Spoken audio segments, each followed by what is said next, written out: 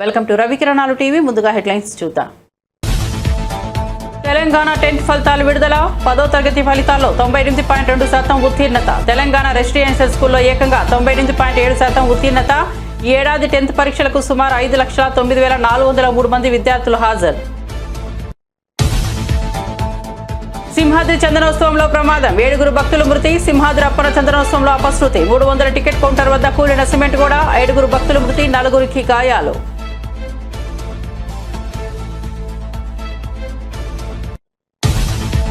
సింహాచలం మృతులకు 25 లక్షల పరిహారం. క్షతగాత్రులకు 3 లక్షల చొప్పున పరిహారం ప్రకటించిన ముఖ్యమంత్రి చంద్ర. మృతకథలతో టెలికాన్ఫరెన్స్.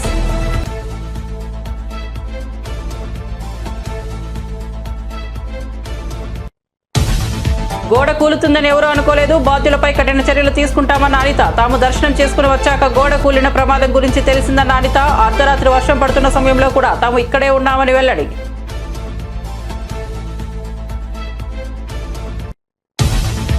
పవన్ కళ్యాణ్ ఇప్పుడు ప్రాయశ్చిత్త దీక్ష చేయాలన్న వెల్లంపల్లి. సింహాచలం ఆలయం వద్ద 7 మృతి. ప్రభుత్వ వైఫల్యమేనన్న వెల్లంపల్లి. చందనోత్సవం ఏర్పాట్లపై నిర్లక్ష్యం వహించారని మండిపాటు. మంత్రులు అక్కడే ఉన్న ఏర్పాట్లను పట్టించుకోలేదని విమర్శ. నేను చనిపోవాలని నాతో పాటు ఉంటున్నా కొందరు నాయకులు కోరుకుంటున్నారన్న జనసేన ఎమ్మెల్యే బొలిశెట్టి సంచలన వ్యాఖ్యలు. కూటమిలోని 3 పార్టీలు ఇచ్చిన మ్యాండేట్తోనే తాను గెలిచారని వ్యాఖ్య. టీడీపీలో తాను ఏ ఒక్కరిని ఇబ్బంది పెట్టలేదన్న జనసేన ఎమ్మెల్యే. ఇక వార్త వివరాల్లోకి వెళ్తే తెలంగాణ 10వ తరగతి పరీక్షా ఫలితాలు విడుదలయ్యాయి. సీఎం రేవంత్ రెడ్డి రవీంద్ర భారతి వేదిక విడుదల చేశారు. 10వ తరగతి ఫలితాల్లో 98.2% ఉత్తీర్ణత నమోదైంది. తెలంగాణ రెసిడెన్షియల్ స్కూల్లో ఏకంగా 98.7% ఉత్తీర్ణత నమోదైంది. గతంలో ఎన్నడూ లేని విధంగా అత్యధిక ఉత్తీర్ణత శాతం నమోదైంది. ఫలితాల కోసం అభ్యర్థులు అధికారిక వెబ్సైట్లో చూసుకోవచ్చు. కాగా ఈ ఏడాది మార్కుల మెమో రూపంలో కొన్ని కీలక మార్పులు చేపట్టారు. గతంలో విద్యార్థులకు సబ్జెక్టుల వారీగా గ్రేడ్లు, CGPAలు మాత్రమే ఇచ్చే విధానానికి బదులుగా ఈసారి రాత పరీక్షలు, ఇంటర్నల్ అసెస్మెంట్ మార్కులను విడిగా చూపిస్తూ మొత్తం మార్కులు, గ్రేడ్లను మెమోలో చేర్చారు. కనీస మార్కులు వస్తే పాస్ అని, లేదంటే ఫెయిల్ అని మార్కుల మెమోపై నమోదు చేస్తారు. విశాఖ జిల్లా సింహాద్రి అప్పన్న స్వామి చందనోత్సవ వేడుకల్లో విషాదకర ఘటన చోటు చేసుకుంది. 300 టికెట్ కౌంటర్ వద్ద గాలివాన కారణంగా గోడ కూలిపోయింది. ఈ దుర్ఘటనలో 7 భక్తులు ప్రాణాలు కోల్పోయారు. మరో 4 తీవ్రంగా పడ్డారు. మృతుల్లో 3 మహిళలు, 4 పురుషులు ఉన్నారు. సింహాద్రి అప్పన్న స్వామి చందనోత్సవం సందర్భంగా స్వామివారి నిజరూప దర్శనం కోసం భక్తులు పెద్ద సంఖ్యలో తరలివచ్చారు. మంగళవారం అర్ధరాత్రి సింహాచలంలో భారీ వర్షం కురిసింది. సింహగిరి బస్టాండ్ నుంచి ఎగువకు వెళ్లే మార్గంలో షాపింగ్ కాంప్లెక్స్ వద్ద 300 టికెట్ క్యూ లైన్లపై సిమెంట్ గోడ కూలిపోయింది. సింహాచలం శ్రీ వరాహ లక్ష్మీ నరసింహస్వామి ఆలయంలో 300 టికెట్ కౌంటర్ వద్ద గోడ కూలి మృతి చెందిన వారి కుటుంబాలకు రాష్ట్ర ప్రభుత్వం 25 లక్షల పరిహారం ప్రకటించింది. గాయపడిన వారికి 3 లక్షల చొప్పున అందించనున్నట్లు తెలిపింది. గోడ కూలి 7 భక్తులు మృతి చెందడంపై తీవ్ర దిగ్భ్రాంతి వ్యక్తం చేసిన ముఖ్యమంత్రి చంద్రబాబు నాయుడు మంత్రులు, ఉన్నతాధికారులతో టెలికాన్ఫరెన్స్ నిర్వహించారు. ఈ సందర్భంగా పరిహారం అందజేయాలని ఆదేశించారు. అలాగే బాధిత కుటుంబ సభ్యులకు దేవాదాయ శాఖ పరిధిలోని ఆలయాల్లో అవుట్ సోర్సింగ్ విధానంలో ఉద్యోగం కల్పించాలని సూచించారు. కాన్ఫరెన్స్ లో మంత్రులు అనిత, డోలా బాల వీరాంజనేయ స్వామి, అనగాని సత్యప్రసాద్, ఎంపీ భరత్, సింహాచల దేవస్థాన అనువంశిక ధర్మకర్త అశోక్ గజపతిరాజు తదితరులు పాల్గొన్నారు. ప్రమాదం జరిగిన తీరు, క్షతగాత్రులకు అందుతున్న వైద్య సాయంపై వివరాలు అడిగి తెలుసుకున్న చంద్రబాబు ఘటనపై 3 సభ్యుల కమిటీతో విచారణకు ఆదేశించారు. సింహాచలం శ్రీ వరాహలక్ష్మి నరసింహస్వామి వారి చందనోత్సవం సందర్భంగా తీవ్ర విషాదం చోటు చేసుకుంది. ఆలయ ప్రాంగణంలో గోడ కూలిన దుర్ఘటనలో 7 భక్తులు ప్రాణాలు కోల్పోయారు. ఈ ఘటనపై రాష్ట్ర ప్రభుత్వం తీవ్రంగా స్పందించింది. హోంమంత్రి వంగల్పూడి అనిత స్వయంగా సంఘటనా స్థలానికి చేరుకుని సహాయక చర్యలను పర్యవేక్షించారు. ముఖ్యమంత్రి చంద్రబాబు నాయుడు ఉన్నత స్థాయి విచారణకు ఆదేశించడంతో పాటు మృతుల కుటుంబాలకు భారీ పరిహారాన్ని ప్రకటించారు. సహాయక చర్యలను దగ్గరుండి పర్యవేక్షించిన అనంతరం ఆమె మీడియాతో మాట్లాడారు. ఈ దురదృష్టకర సంఘటనలో 7 మరణించారని, వారిలో 4 పురుషులు, 3 మహిళలు ఉన్నారని ఆమె తెలిపారు. గాయపడిన వారికి మెరుగైన వైద్య చికిత్స అందించేందుకు అన్ని ఏర్పాట్లు చేసినట్లు తెలిపారు. మహాలక్ష్మి నరసింహస్వామి వారి నిజరూప దర్శనం రోజున ఎర్లీ మార్నింగ్ మనకి 2:33 మధ్యలోని ఇన్సిడెంట్ అనేది జరిగింది. యాక్చువల్గా ఇన్సిడెంట్ కూడా 2 o'clock చాలా హెవీ రైన్ ఒకటి స్టార్ట్ అయింది. అందరికీ తెలుసు, చాలా పెద్ద గాలి దుమారంతో, చాలా ఉరుములు మెరుపులతో కూడిన భారీ వర్షం అయితే వచ్చింది. ప్రాథమిక నివేదిక ప్రకారం ఆ వర్షం ఏదైతే వచ్చిందో వాటర్ అంతా కూడా ఆ లూజ్ సాయిల్ మూలన వాటర్ అంతా కూడా కొంచెం లోపలికి దిగి ఆ గోడ కూలింది అన్నది ఒక ప్రాథమిక సమాచారం ప్రకారం వచ్చిన నివేదిక. ఇంకా కూలంకషంగా మా వాళ్ళందరూ కూడా ఒకసారి ఎంక్వైరీ చేస్తున్నారు. అట్ ద సేమ్ టైం అక్కడ 300 రూపీస్ క్యూ లైన్ ఉంది. ఆ క్యూ లైన్ అక్కడ జస్ట్ కరువు ఉంటుంది అనమాట. అంతవరకు అంత హెవీ క్రౌడ్ కూడా లేరు. ఫస్ట్ కరువు మూలన ఒక జస్ట్ కొంచెం క్రౌడ్ అక్కడ ఉన్నారు. అది మూవ్ అవుతూనే ఉన్నారు. ఎక్కడ కూడా మనకి ఆగిపోవడం కానీ అంటువేం లేదు. చాలా అన్ఫార్చునేట్ థింగ్, ఆ గోడ పడిపోవడం వలన సుమారుగా 7 ప్రాణాలు కోల్పోవడం జరిగింది. అందులో 4 పురుషులు ఉన్నారు, 3 స్త్రీలు ఉన్నారు. ఇంకా మిగతా రెస్క్యూ ఆపరేషన్స్ కూడా జరుగుతున్నాయి. ఈ సంఘటన జరిగినది అని తెలిసిన వెంటనే ఇమీడియట్గా ఎస్డిఆర్ఎఫ్ బృందాలు, ఫైర్ డిపార్ట్మెంట్, పోలీస్ డిపార్ట్మెంట్, అదేవిధంగా ఇక్కడ పనిచేస్తున్న వాలంటీర్స్ చిన్నపిల్లలైనా వాళ్ళకి చేతులెత్తి దండం పెట్టాలి. నిజంగా వాలంటీర్స్ అయితే ఇమీడియట్గా కొంతమందిని బయటకు తీసుకొచ్చి అప్పటికప్పుడు హాస్పిటల్ కూడా తరలించారు. ఎన్డీఆర్ఎఫ్ టీం కూడా ఆన్బోర్డ్ అయింది. ఎన్డీఆర్ఎఫ్ టీములు 2, ఎస్డీఆర్ఎఫ్ టీంలో ఒక 2, fire department and police department అందరూ కలిసి రెస్క్యూ ఆపరేషన్స్ కూడా చేస్తున్నారు. మొత్తం అంతా క్లియర్ చేస్తున్నారు. అందరూ కూడా చనిపోయిన వాళ్ళ కుటుంబాలందరికీ కూడా ప్రగాఢమైన సంతాపం తెలియజేసుకుంటున్నాం. గవర్నమెంట్ తరఫున కూడా మాక్సిమం అన్ని ప్రికాషన్స్ తీసుకున్నాం. కేవలం ఈ భారీ వర్షము అదేవిధంగా గాలి దుమారం వల్ల మాక్సిమం జరిగిన ఇన్సిడెంట్ ఇది ఒక యాక్సిడెంట్. కన్స్ట్రక్షన్ ఫెయిల్యూర్ కూడా ఉందంటూ కూడా అన్ని యాంగిల్స్ నుండి మేము దర్యాప్తు చెప్తామండి. ఇది ఏ టైంలో కన్స్ట్రక్ట్ జరిగింది, ఏ స్కీమ్లో కన్స్ట్రక్ట్ జరిగింది, ఎవరు కాంట్రాక్టరు, ఎవరు ఇంజనీరు, ఎవరు క్వాలిటీ కంట్రోల్ ఎవరు చేశారు, ఎవ్రీథింగ్ మేము ఇందులో ఎంక్వైరీ చేసుకుంటాం. ఎందుకంటే ఇక్కడ ప్రాణాలు కోల్పోయారు. ఈజీగా వదిలేయాల్సిన అవసరం ఏం లేదు. ఇందులో గవర్నమెంట్ కూడా చాలా సీరియస్గా ఉంది. అన్ని కోణాల్లో నుంచి కూడా మేము విచారణ జరుపుతాం. ఎవరైతే బాధ్యులు ఉన్నారో బాధ్యులు కఠినంగా శిక్షించే ప్రక్రియ గవర్నమెంట్.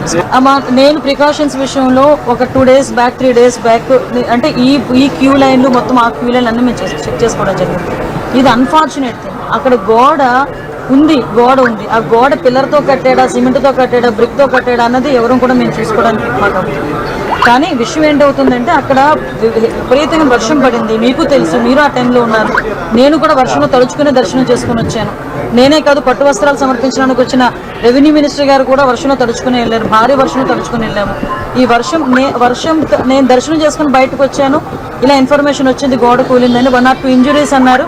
అయినప్పటికీ కూడా నేను వచ్చి చూస్తానని చెప్పి నేను పుట్అవుట్ని వచ్చాను. అప్పటి నుంచి ఇప్పటి వరకు మేము ఇక్కడే ఉండడం జరిగింది. అంటే ఎక్కడా కూడా రెస్క్యూ ఆపరేషన్స్లో కానీ నిర్లక్ష్యం వహించడం కానీ ఎక్కడ కూడా మేము చేయలేదు. ఇమీడియట్గా క్షతగాతులు ఎవరైతే ఉన్నారో వాళ్ళందరినీ కూడా హాస్పిటల్కి తీసుకెళ్ళి మేము పంపించడం జరిగింది. మిగతా రెస్క్యూ ఆపరేషన్స్ కూడా జరుగుతున్నాయి. ప్లీజ్ మిగతా అన్ని కార్యక్రమాలు చేసుకోవాలి. విశాఖపట్నంలోని సింహాచలం ఆలయంలో చందనోత్సవం సందర్భంగా చోటు చేసుకున్న గోడ కూలిన ఘటనపై మాజీ మంత్రి గుడివాడ అమర్నాథ్ తీవ్రంగా స్పందించారు. వర్షం పడటం ఆనవాయితీ అయినా ఇంతవరకు ఇలాంటి ఘోరమైన ఘటనలు జరగలేదని అన్నారు. ప్రభుత్వ నిర్లక్ష్యమే ఈ ప్రమాదానికి కారణమని ఆగ్రహం వ్యక్తం చేశారు. పచ్చిగోడకు కేవలం ఐరన్ చప్పుడుతో భద్రత పేరుతో తక్షణ ఏర్పాట్లు చేయడం దారుణమన్నారు. 7 భక్తుల ప్రాణాలు కోల్పోవడానికి ఇదే కారణమని తీవ్రంగా విమర్శించారు. నాణ్యత లేని నిర్మాణాలు, తగిన భద్రతా చర్యల లోపం భక్తులను విషాదంలో ముంచాయని పేర్కొన్నారు. ప్రాంతానికి ఇలవేల్పైనటువంటి శ్రీ వరాహ లక్ష్మీ నరసింహస్వామి వారి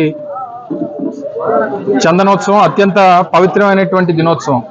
సింహాచలం శ్రీ వరాహ లక్ష్మీ నరసింహస్వామి వారి చందనోత్సవం నిజరూప దర్శనానికి వచ్చేటువంటి పరిస్థితులు ఉండేటువంటి పవిత్రమైనటువంటి రోజు ఒకే ఒక రోజు. ప్రభుత్వం తాలూకా చేతకానితనం, ఇంతమంది భక్తులు వస్తారని చెప్పి తెలిసి చేయాల్సినటువంటి ఏర్పాట్లు కూడా, అంటే చందనోత్సవం అనేటువంటిది ప్రతి సంవత్సరం ఏ రోజు వస్తుంది అనేటువంటిది డిపార్ట్మెంట్ తెలుస్తుంది. ఏ రోజుకి ఏర్పాట్లు అనేటువంటి పూర్తి చేయాలనేటువంటిది అది ప్రభుత్వం తాలూకా బాధ్యత. కేవలం 3 రోజుల 4 రోజుల క్రితం గోడ కట్టి దానికి కనీసం క్యూరింగ్ చేయకుండా గోడ కట్టాల్సినటువంటి రూల్స్ అండ్ రెగ్యులేషన్స్ ఏవైతే ఉన్నాయో, లేదా దానికి సంబంధించిన టెక్నికల్ ప్రొసీజర్స్ ఏవైతే ఉన్నాయో ఏవి ఫాలో అవ్వకుండా కేవలం గోడ కట్టేయాలనేటువంటి ఉద్దేశంతో గోడ కట్టేసి క్యూరింగ్ కూడా చేయకుండా ఈరోజు నిన్న రాత్రి సహజంగా మీ అందరికీ తెలుసు ఆనవాయితీ ప్రకారం, మరి ఆ దేవుడి కృప ఏంటో తెలియదు కానీ చందనోత్సవం అంటే వర్షం అనేటువంటిది ప్రతి చందనోత్సవానికి ఆ దేవుడి లీలో ఏంటో తెలియదు కానీ ప్రతి సంవత్సరం చందనోత్సవం రోజున వర్షం పడుతుంటది ఈ ప్రాంతంలో అనేటువంటిది ఈ ప్రాంతంలో ఎవరిని అడిగినా చెప్తారు. సరే గాలి వచ్చింది, వాన వచ్చింది, ఇవన్నీ ప్రభుత్వానికి సాకుల్లా కనబడొచ్చు కానీ మీరు చేసినటువంటి ప్రక్రియలో ఆ గోడకి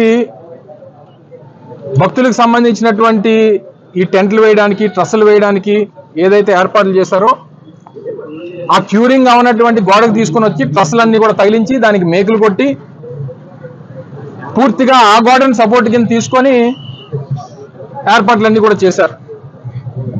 ఒక పక్క గాలి, ఒక పక్క ఇప్పుడే పైలా ప్రవీణ్ అని చెప్పి ఇందులో గాయపడినటువంటి యువకుడిని విమ్స్ హాస్పిటల్లో తనని పరామర్శించి రావడం జరిగింది. ప్రత్యక్ష సాక్షి ఆ అబ్బాయిని అడిగాం, ఏం జరిగింది, ఎలా జరిగింది, ఏంటి అని అంటే క్లియర్ చెప్పాడు. సార్, పెద్ద గాలి వేసింది, గోడ ఫ్లెక్స్ ఊగినట్టు ఊగింది సార్. అది ఆ చీకట్లో మాకు లైటింగ్ కూడా లేదు ఆ టైంలో. అది గోడో లేకపోతే ఫ్లెక్సో ఏంటో తెలియలేదు. కళ్ళు మూసి చేసే లోపు మొత్తం గోడంతా కూలిపోయింది, కిందన ఉండిపోయారు. నాకేమో ఆ కుర్రాడికేమో ఐరన్ ట్రస్ ఏదైతే ఉంటుందో అది వచ్చి కాలు మీద పడిపోయి ఆ యాంకిల్ బ్రోన్ అనేటువంటిది ఫ్రాక్చర్ అయ్యింది. అంటే క్యూరింగ్ ఉన్నటువంటి గోడకు తీసుకుని వచ్చి ఆ గోడ ఇది కూడా మీరు చూస్తే ఇది కాంక్రీట్ తో సహజంగా మీరు చూడండి, మీరు ఎక్కడన్నా ఆ కొండ చర్యలు ఉన్నటువంటి ప్రాంతంలో రిటైనింగ్ వాల్ కట్టినప్పుడు కాంక్రీట్ వాల్స్ కడతారు. మీరు చూడండి, హనుమంతవాగ్ జంక్షన్ లో కానీ లేకపోతే ఇతర ప్రాంతాల్లో కానీ కొండవాళ్ళ ప్రాంతాలు ఎక్కడున్నా సరే కట్టాల్సినటువంటిది కాంక్రీట్ వాల్. ఇలాంటి ఫ్లై యాష్ బ్రిక్స్ తీసుకొని వచ్చి కడితే ఇది పరిస్థితి.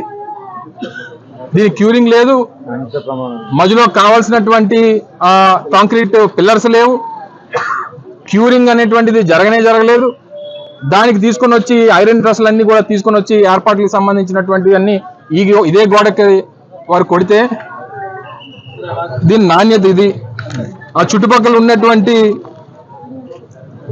మీరు కూడా పత్రికా సోదరులు కూడా ఉన్నారు ఇందులో, మీరందరూ కూడా దగ్గర నుంచి చూసుంటారు. ఈ పక్కన ఉన్నటువంటి సింహాచలం శ్రీ లక్ష్మీ నరసింహస్వామి చందనోత్సవంలో గోడకూలి 7 భక్తులు మరణించడం ప్రభుత్వ వైఫల్యం వల్లే జరిగిందని వైసీపీ నేత మాజీ మంత్రి వెల్లంపల్లి శ్రీనివాస్ ఆరోపించారు. హైదరాబాద్ లోని తన నివాసంలో మీడియాతో మాట్లాడిన ఆయన ఈ దుర్ఘటనకు కూటమి ప్రభుత్వ నిర్లక్ష్యమే కారణమని విమర్శించారు. చందనోత్సవానికి లక్షలాదిగా భక్తులు వస్తారని తెలిసినా ప్రభుత్వం సరైన ఏర్పాట్లు చేయడంలో ఉదాసీనంగా వ్యవహరించిందని వెల్లంపల్లి అన్నారు. నాసిరకం పనుల వల్లే ఈ ప్రమాదం జరిగిందన్నారు. సమీక్షా సమావేశాల్లో పాసుల పంపిణీపై చర్చించారే తప్ప భక్తుల భద్రత, సౌకర్యాలపై దృష్టి పెట్టలేదని ఆరోపించారు. మంత్రులు అక్కడే ఉన్న ఏర్పాట్లను పట్టించుకోలేదని, కనీసం టాయిలెట్ సౌకర్యం కూడా కల్పించకపోవడం ప్రభుత్వ నిర్లక్ష్యానికి నిదర్శనమని అన్నారు. విజయవాడ నగరంలో ఎన్ని దేవాలయాలు కూల్చేశారు. ఆ దేవతామూర్తుల్ని మున్సిపల్ కార్పొరేషన్ వ్యాలంలో తరలించడం మనం చూసాం. మున్సిపల్ చెత్త బండుల్లో దేవుడి విగ్రహాలు తీసుకెళ్లిన పరిస్థితి 2014 నుంచి 19 టైంలో చూసాం. అలాగే గోదావరి పుష్కరాల్లో దాదాపుగా సుమారుగా 29 మంది పబ్లిసిటీ పిచ్చి కోసం 29 మంది చనిపోయడం చూశాం. ఇలా దుర్మార్గంగా కూటమి ప్రభుత్వం వచ్చిందంటే హిందూ భక్తులందరికీ కూడా చనిపోవడం అనేది ఒక ఆనవాయితీగా ఈ కూటమి ప్రభుత్వం పనిచేస్తుంది. అదేవిధంగా ఈరోజు సింహాచలంలో 7 చనిపోవడం అనేది ఇది ఎంతవరకు సమంజసం? కూటమి ప్రభుత్వం ఏం చేస్తుంది? ఏర్పాట్లు సింహాచలం దేవాలయంలో ఎందుకు ఏర్పాట్లు చేయలేదు?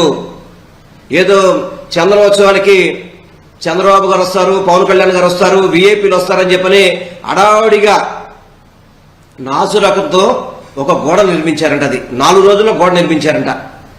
దానివల్ల ఈరోజు భక్తులు చనిపోవాల్సిన పరిస్థితి. అంటే లక్షలాది మంది భక్తులు వచ్చేటప్పుడు కనీసం నిర్మాణాలు చేపట్టే దాంట్లో క్వాలిటీ కానీ టైం కానీ చూసుకోవాల్సిన పని లేదా అంటున్నా.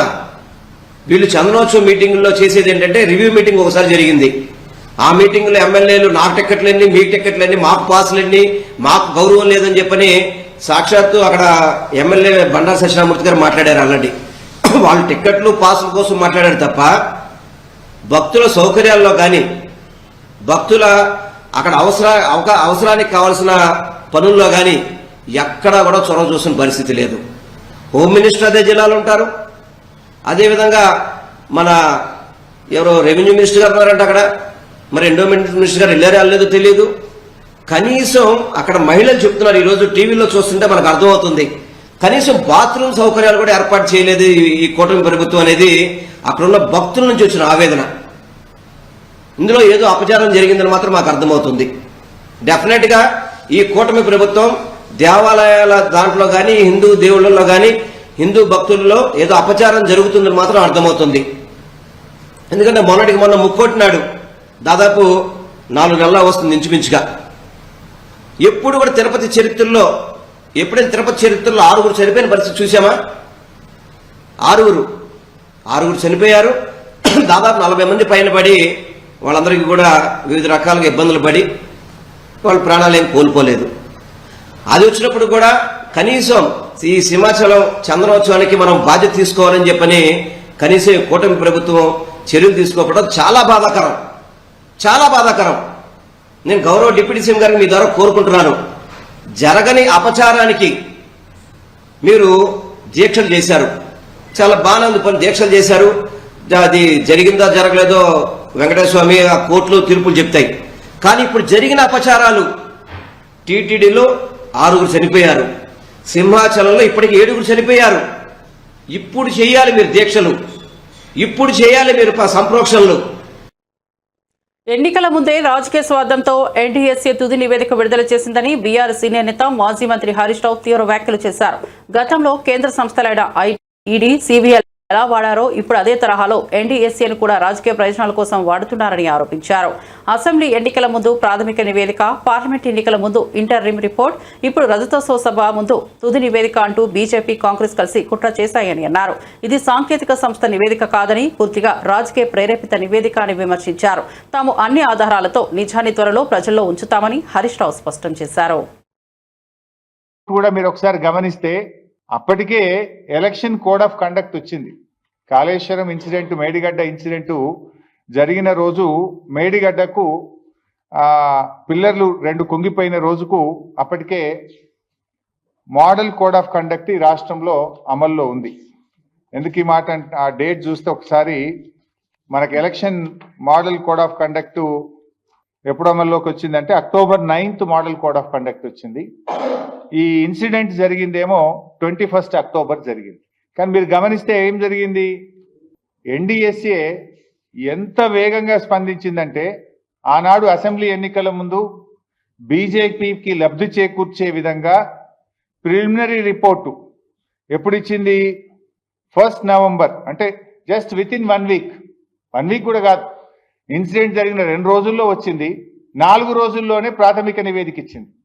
అంటే అసెంబ్లీ ఎన్నికల ముందు ప్రాథమిక నివేదిక, పార్లమెంట్ ఎన్నికల ముందు మధ్యంతర నివేదిక, బీఆర్ఎస్ రజతోత్సవం జరిగేటప్పుడు తుది నివేదిక. ఇది రాజకీయం కాకపోతే ఏంది?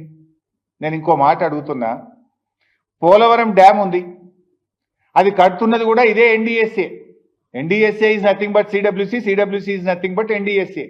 సిడబ్ల్యూసీలో పనిచేసేటోళ్ళే ఎన్డీఎస్ఏకి ట్రాన్స్ఫర్ అవుతారు, ఎన్డీఎస్ఏలో పనిచేసేటోళ్ళే సిడబ్ల్యూసీకి ట్రాన్స్ఫర్ అవుతారు. అదేమి కొత్తది కాదు. అయితే మరి అదే ఎన్డీఎస్ఏ ఆధ్వర్యంలో కడుతున్న పోలవరం ప్రాజెక్టులో డయాఫ్రేమ్ వాల్ కానీ గైడ్ వాల్ కానీ కొట్టుకుపోయినాయి, కుప్పగూలిపోయింది పోలవరం ప్రాజెక్టు. మరి ఇప్పటి వరకు ఎన్డీఎస్ఏ ఎందుకు పోలవరం ప్రాజెక్టు విజిట్ చేయలేదు? యాక్ట్ పార్లమెంటు చేసిన చట్టము దేశంలో అన్ని రాష్ట్రాలకు ఒకటే ఉండాలి, అన్ని డ్యాంలకు అన్ని ప్రాజెక్టులకు ఒకే విధంగా ఉండాలి. ఇక్కడ తెలంగాణలో 2 పిల్లర్లు గుంగితే 3 రోజుల లోపల వస్తావు, 4 రోజుల లోపల రిపోర్ట్ ఇస్తావు. 4-5 ఏళ్ళైనా పోలవరంకు ఎన్డీఎస్ఏ పోదెందుకు? రిపోర్ట్ ఇయ్యదెందుకు? ఎందుకంటే కట్టిందే మీరు, డిజైన్ చేసింది ఎన్డీఎస్ఏ, కట్టింది ఎన్డీఎస్ఏ, కుప్పగూలింది ఎన్డీఎస్ఏ హయాంలో, ఎన్డీఏ హయాంలో. అందువల్ల అక్కడికి బోరు. ఇక ఉత్తమ్ కుమార్ రెడ్డి గారు ఎన్డీఎస్ఏ ఏదో ప్రపంచ ప్రఖ్యాతి కలిగిన సంస్థ, ఇక దీనంత గొప్పది లేదు, దీంట్లో ఉన్నంత నిష్ణాతులైన ఇంజనీర్లు ఈ ప్రపంచంలో లేరు అని చెప్తాడు. మరి ఆ ఎన్డీఎస్ఏ కట్టిన పోలవరం కుప్పగూలిపోయింది, 5 ఏళ్ళైనా అక్కడికి ఎందుకు పోలేదు? ఇది ఎందుకు నేను చెప్పాల్సి వస్తుందంటే ఎన్డీఎస్ఏ ఎన్డీఏ జేబు సంస్థగా మారింది. ఈ దేశంలో ఈడీ, సిబిఐలను ఎట్లా వాడుతున్నారో ఎన్డీఎస్ఏను కూడా అదే పద్ధతిలో వాడుతున్నారనడానికి ఇది ఒక నిదర్శనము. అసెంబ్లీ ఎన్నికల ముందు ప్రాథమిక నివేదిక, పార్లమెంట్ ఎన్నికల ముందు మధ్యంతర నివేదిక, సిల్వర్ జూబ్లీ ముందు తుది నివేదిక. 5 ఏళ్ళైనా పోలవరంకు పోరు, ఏ నివేదిక ఇయ్యరు. అంటే ఇది ఒక రాజకీయ పరమైనటువంటి ఒక కుట్రతో కాంగ్రెస్, బీజేపీలు కుమ్మక్కై చేస్తున్నటువంటి విషయం ఇవాళ స్పష్టంగా అర్థమైతా ఉంది. యాక్చువల్లీ ఎన్డీఎస్ఏ రిపోర్ట్ కూడా మీరు ఒకసారి గమనిస్తే అప్పటికే ఎలక్షన్ కోడ్ ఆఫ్ కండక్ట్ వచ్చింది. కాళేశ్వరం ఇన్సిడెంట్, మేడిగడ్డ ఇన్సిడెంట్ జరిగిన రోజు మేడిగడ్డకు టీడీపీ సీనియర్ నేత మాజీ మంత్రి దేవినేని ఉమామహేశ్వరరావు కుమారుడి వివాహ వేడుక ఘనంగా జరిగింది. విజయవాడ నగర శివారు కంకిపాడులో జరిగిన ఈ వేడుకకు తెలంగాణ సీఎం రేవంత్ రెడ్డి, సుప్రీంకోర్టు విశ్రాంత ప్రధాన న్యాయమూర్తి జస్టిస్ ఎన్వి రమణ, ఏపీ మంత్రి నారా లోకేష్ తో పాటు తెలుగు రాష్ట్రాలకు చెందిన పలువురు ముఖ్య నేతలు హాజరయ్యారు. నూతన వధూవరులు నిహార్ సాయి, నర్మదలను వారు ఆశీర్వదించారు.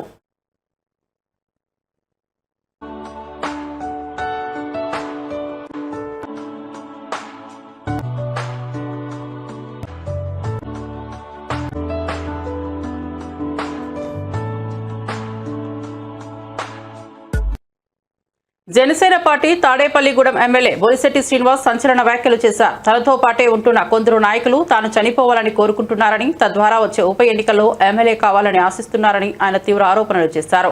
తాడేపల్లిగూడెంలో మీడియాతో మాట్లాడుతూ ఆయన వ్యాఖ్యలు చేశారు. నేను పోతే ఉప ఎన్నిక వస్తుంది, ఆ సీట్లో ఎమ్మెల్యే అయిపోవాలని కొందరు ఆశపడుతున్నారంటూ బొలిశెట్టి వ్యాఖ్యానించారు.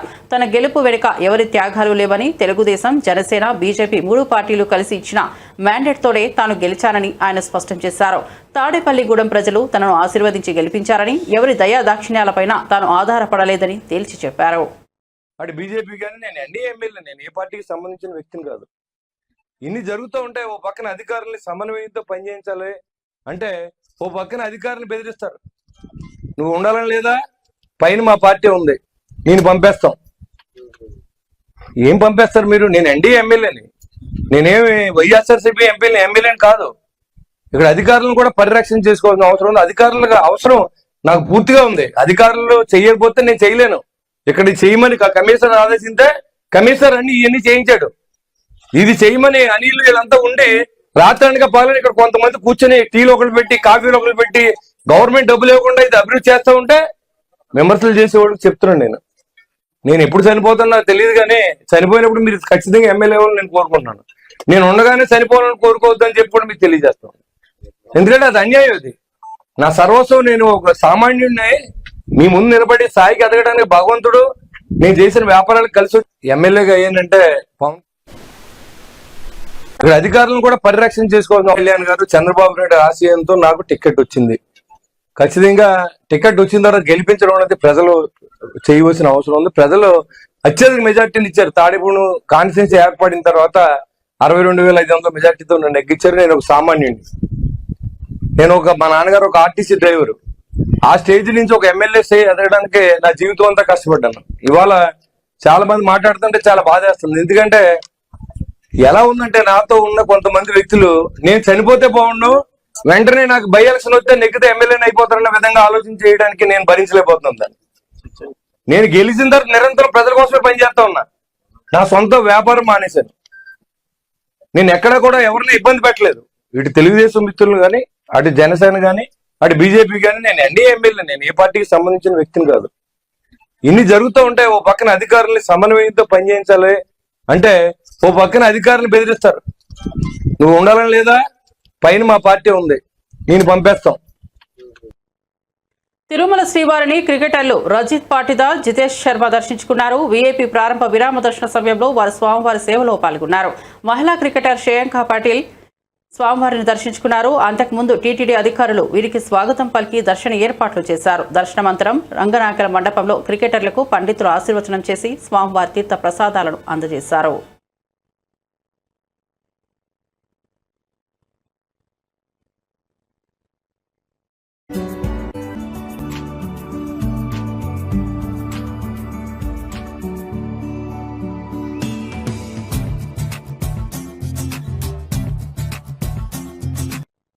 విజయవాడలో వైఎస్ షర్మిలను గృహ నిర్బంధంలో ఉంచడంపై ఆమె తీవ్ర ఆగ్రహం వ్యక్తం చేశారు. ఒక పార్టీ అధ్యక్షురాలపై ఈ జులం ఏంటి?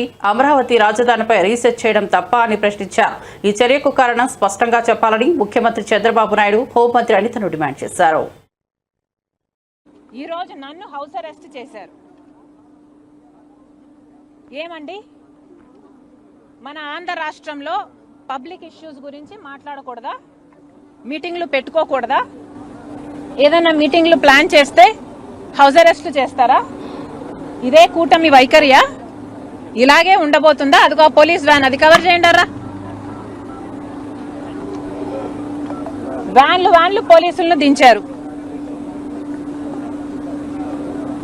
మేము కాదు కదా ఇక్కడ లా అండ్ ఆర్డర్ ప్రాబ్లం సృష్టిస్తున్నది, మేము కాదు కదా ఇక్కడ ప్రజలకు అన్యాయం చేస్తున్నది.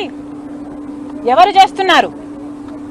ఒక స్పెషల్ స్టేటస్ విషయంలోనైనా, ఒక పోలవరం విషయంలోనైనా, ఒక రాజధాని విషయంలోనైనా ఎవరు అన్యాయం చేస్తున్నారండి? కనీసం ప్రతిపక్షంలో ఉన్న వాళ్ళం మేము కనీసం ప్రశ్నించడానికి, మేము మీటింగ్లు పెట్టుకొని యాక్షన్ ప్లాన్ ఏంటో డిసైడ్ చేయడానికి కూడా మాకు అధికారం లేదా?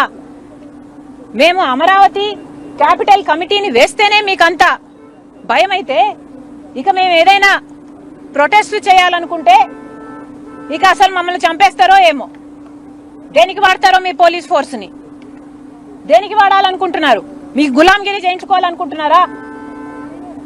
కూటమి సర్కార్ ఆన్సర్ చెప్పాలి. ఇది చాలా చాలా అన్యాయం. ఇంకోసారి నెవర్ డూ దిస్.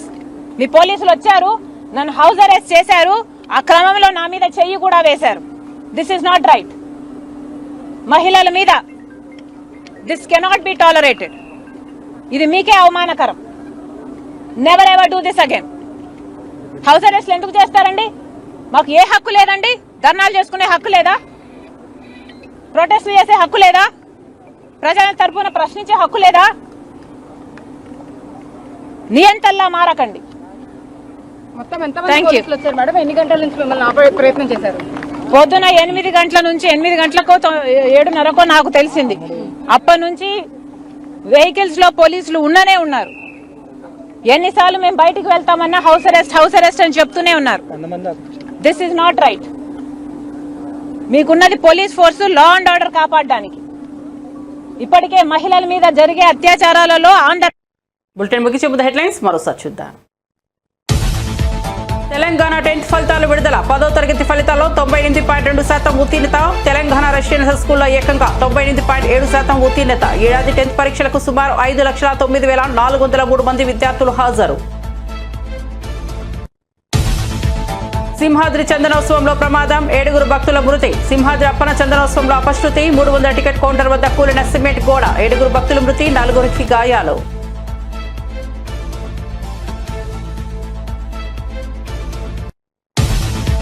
సింహాచలం మృతులకు 25 లక్షల పరిహారం. క్షతగాత్రులకు 3 లక్షల చొప్పున పరిహారం ప్రకటించిన ముఖ్యమంత్రి చంద్రబాబు. మంత్రులు, ఉన్నతాధికారులతో టెలికాన్ఫరెన్స్.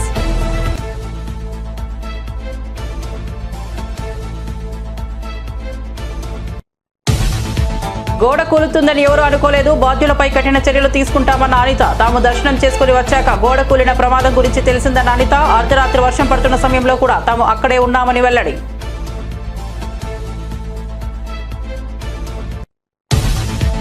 పవన్ కళ్యాణ్ ఇప్పుడు ప్రాయశ్చిత్త దీక్ష చేయాలన్న వెల్లంపల్లి. సింహాచలం ఆలయం వద్ద 7 మృతి. ప్రభుత్వ వైఫల్యమేనన్న వెల్లంపల్లి. చందనోత్సవ ఏర్పాట్లపై నిర్లక్ష్యం వహించారని మండిపాటు. మంత్రులు అక్కడే ఉన్న ఏర్పాట్లను పట్టించుకోలేదని విమర్శ. నేను చనిపోవాలని నాతో పాటు ఉంటున్న కొందరు నాయకులు కోరుకుంటున్నారన్న జనసేన ఎమ్మెల్యే బొలిశెట్టి సంచలన వ్యాఖ్యలు. కూటమిలను 3 పార్టీలు ఇచ్చిన మ్యాండేట్ తోనే తాను గెలిచానని వ్యాఖ్య. టీడీపీలో తాను ఏ ఒక్కరిని ఇబ్బంది పెట్టలేదన్న జనసేన ఎమ్మెల్యే. అప్డేట్స్ కోసం చూస్తూనే ఉండండి రవికిరణాలు టీవీ.